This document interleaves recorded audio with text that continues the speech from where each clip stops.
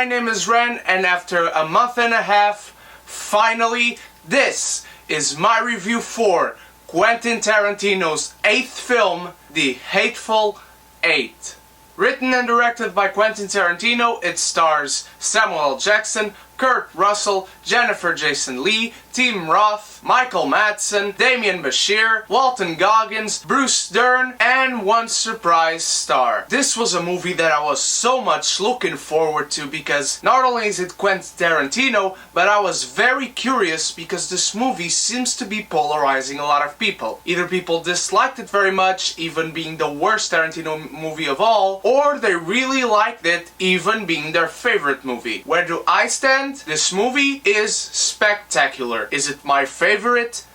No. But as of right now, at this moment, I am debating if it's not my third favorite Tarantino film, behind Pulp Fiction at number 1 and Reservoir Dogs at number 2. So The Hateful Eight is about a bounty hunter who's taking a criminal to be hanged at a specific town. A blizzard comes in, and after meeting several other characters, he stays at an inn. And that's where the action begins. And when I say action, I mean good old-fashioned Tarantino bloody action. This is a very good mystery movie. I don't remember seeing such a great mystery in a long time in cinemas. And Tarantino, you know this guy can hook you in a story by dialogue and by characters, because he creates these eccentric characters, eccentric in many different ways, and that's why they are so unique and you like them so much. Tarantino is such a craftsman, and he invented such a great story to this, and the actors portraying it are phenomenal. Such amazing performances. The ones that stand out to me are Samuel L. Jackson, Walton Goggins, Kurt Russell, and Tim Roth. These guys were absolutely amazing in this movie. With just one line of dialogue and just by what they were saying and how they were reacting, they were unbelievable. I was hooked from the start and I didn't want to get out. This movie is 3 hours long, but it doesn't seem like it. This movie went by so fast. I was so hooked into this story. I absolutely love this movie.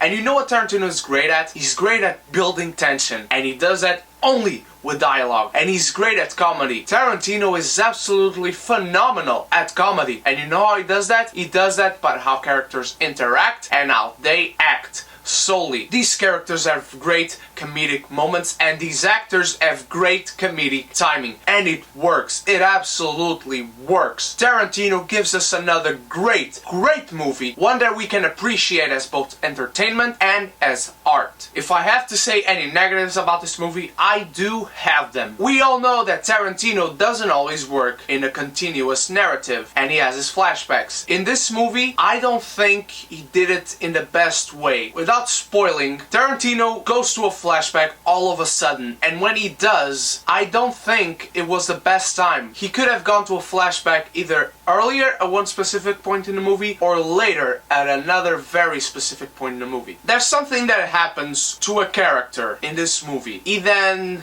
continues to do stuff, and if you're a man and if you've seen the movie, that character would have died right there. I am not joking. Yes, Tarantino has his over-the-top moments, but it didn't gel well for me. That character would have died right there where he stood, or where he fell. He wouldn't have been alive after that. The conclusion to the story is so great, and that character was actually my favorite, so it's something that I'm willing to look over, but it's still a flaw and still something that bothers me. This movie does have flaws. It's not the most perfect Tarantino movie, but the score, this better win Best Score, because it is the best score of 2015. Enrico Morricone completely shines in this movie from beginning to end. I love the overture. Thank God we didn't have the intermission. There's something that Tarantino does, and he himself does. He specifically, you'll know what I mean if you've seen the movie. I think he could have introduced it in the beginning, right away from the get-go, because given what happened with this movie, with the whole script got leaked and everything, what Tarantino does when he comes back from intermission, I think it would have worked greatly to the movie and would have given it much more meat. Not that it doesn't have it, it does have it. It's a great movie. I completely recommend commended for the performances, for the score, for being a Tarantino movie and a spectacular, bloody massacre. I'm sorry, don't blame me for being a spoiler, because it's not. It's Tarantino. Go watch this movie. I'm sure in the States you've already watched it. It's not in theaters anymore. But here in Portugal, if anybody's seeing this, or any other country that the movie is only premiering right now, go watch this. There are some things that could have worked out better. Personally, to me, they're bothersome. They maybe not be to you. Another great masterpiece from Mr. Quentin Tarantino, and absolutely it deserves